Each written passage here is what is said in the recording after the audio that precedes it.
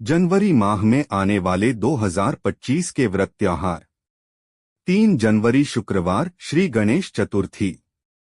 6 जनवरी सोमवार गुरु गोविंद सिंह जयंती। 10 जनवरी शुक्रवार पुत्रदा एकादशी व्रत। 11 जनवरी शनिवार शनि प्रदोष व्रत रोहिणी व्रत। 13 जनवरी सोमवार लोहड़ी पर्व पौष पूर्णिमा। 14 जनवरी मंगलवार मकर संक्रांति पोंगल खरमास समापन। 15 जनवरी बुधवार सूर्य उत्तरायण सौर माघ प्रारंभ।